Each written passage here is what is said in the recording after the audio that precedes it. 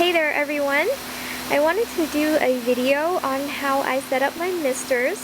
Right now it's not completely perfect and it does require a little bit of an extra step, but I do want to share with you what has been working and what hasn't been working for me.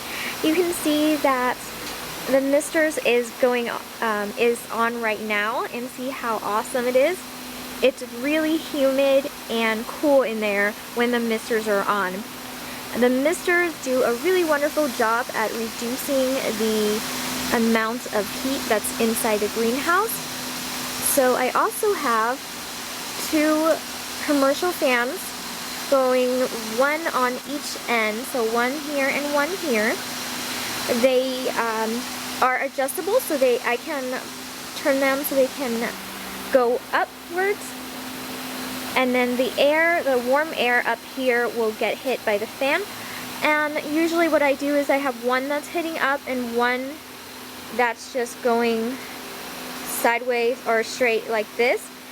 And then what it'll do is it'll bring the air over here, and then this one will push the air up, and it just kind of circulates everything. It helps to have that circulation because in the summer days it's about like 100 degrees or 110 degrees outside, and I try to keep my greenhouse, when the misters are going well, it can be at around 84 degrees inside the greenhouse. No AC, no evaporative cooler as of this moment because I can't afford it. So this is what I have for my greenhouse. So let's talk a little bit about my setup for the misters. Let's talk about how to set up the misters. And this is the starting point where your water comes out. I know it's a bit daunting to think about this, especially when you're just starting out and you don't really know how to set things up. You don't know what components you need.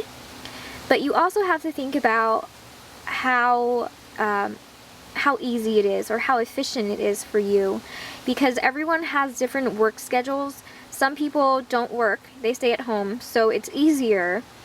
For me, it's actually a little bit harder because I work really long hours and I cannot check on my orchids during the day. I also don't have a lot of money, so I can't purchase really expensive systems. I have to make do with what I have, and my budget is kind of low. It's about like $100, and it's pretty easy for me to use. However, it does require that my dad come by and turn it on for me.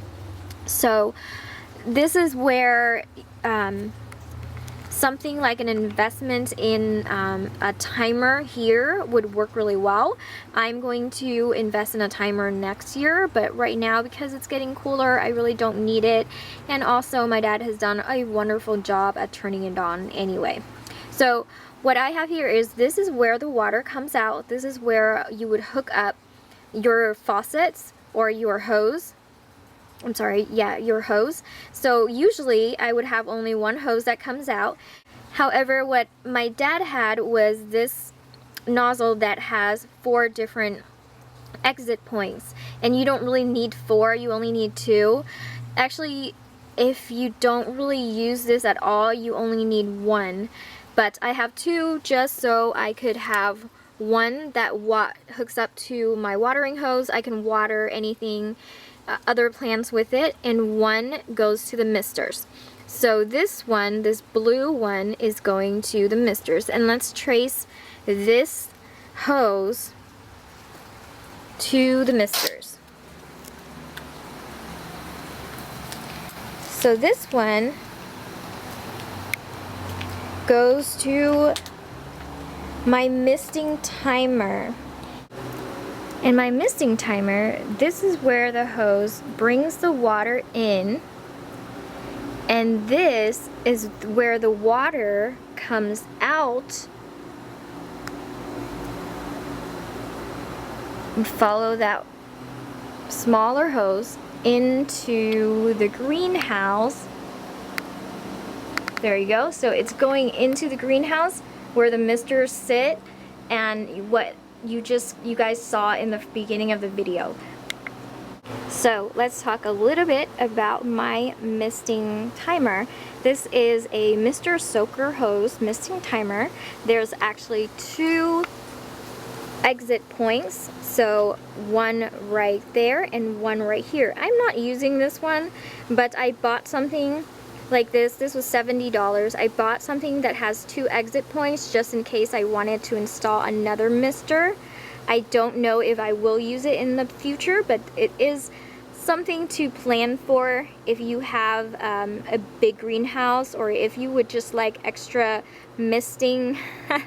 I have this here just in case, and the one that just has like 1 exit area, it was like $10 cheaper, whereas this one you pay $10 more and you get the ability to have 2 misting hoses. So here's how this one works. On the left knob, it's set to frequency, so it says to how often it's going to turn on. It starts with 5 minutes, 10 minutes, 15 minutes, and then it goes to hours, and eventually it goes to days, 1, 2, and 3 days. The sticker is peeling off a little bit, but over on your right knob right here, it's talking about duration. It's how long it's going to be on. Right now mine is turned to completely on, so it's going to stay on until I turn it off. And then there's also the off nozzle, the 15 seconds, 30 seconds, and then it goes into minutes. Now you might think that 15 seconds is a lot, but it's actually not. So I would recommend, if you have this, to turn it on and watch how long it's going to turn on. Usually, in my experience, when it gets to be 100 degrees or 110 degrees outside, it does need to stay on for about 5 minutes for the temperature to decrease. So in my experience, if you have it on for about 3 minutes, it decreases the temperature down to like 1 degree lower, and then it keeps on decreasing the temperature down, and sometimes you can get it down up to 10 degrees. So usually, sometimes if the misters is turned on incorrectly, like say my dad forgot to turn it on to a certain amount of minutes, what I do when I come home is I turn it on, and it can go from 92 degrees inside the greenhouse to 82 degrees after about 20 minutes or so. It's a huge difference. So make sure you have it on at the right amount and the right duration, the right frequency and the right duration. So this is going to be a trial and error for you, especially if you're in a different environment than me and in a different temperature. You're going to have to adjust this accordingly. There is a battery box here, and you can put in batteries, which is I think a AAA batteries. And what's really good about this one too, if you close this, this is solar powered. See this right here? It's really dirty. But this is the solar panel that charges the battery, and I actually have a rechargeable battery in here. And I've used this for, I would say, since the summer, and I have not had to remove or recharge the battery. This box is actually sitting in the sun right now, which is really good. It's a perfect spot, so it gets charged pretty much all day. Whenever there's sun, it will get charged because there's nothing to cover it at the top.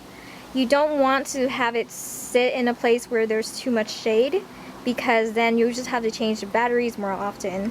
It's not that big of a deal. It depends on where you can really place it and whether or not you want to replace the batteries. So I showed you guys where the mister hose goes into the greenhouse, and it's right there at the end of the greenhouse. My dad drilled a hole into the polycarbonate and inserted the misters into here. Then he ran a wire down the middle of the greenhouse and just attached the mister hose to the wire. It's not the most perfect setup. I think it could be done better because the wire tends to not stabilize, and then the hose tend to kind of curl like that along the wire because it's not stabilized enough. So I think maybe next time we could do something better, but for now it works okay. This mister hose, I'm going to put a link in the description if I can find it, of course, of where I got it. It's just 20 something dollars of hose, and also everything comes with it. It's on Amazon. It also comes with the nozzles right here, and it's just really great. They have really fine mist, and then I have the fan going, which also breaks up the mist a little bit, moves it around. And it's just great for cooling down greenhouses. And what I do is I turn, say, like this mister, I turn it this way, the other one I turn it that way, and so forth, back and forth. So the misters do a really wonderful job at wetting the plants that are mounted. So this one, it's great to put it right under the mister, especially when it dries out really quickly. And then I have plants that don't need a lot of water because it's in sphagnum moss, say like my Stanhopias down there and so forth. They don't need a lot of water, so I don't put them directly under the misters. So that's pretty much it in terms of the misters for me this year. Next year I'm definitely gonna improve it, and I will give you an updated version of what it looks like. So thanks for watching. I will see you guys next time.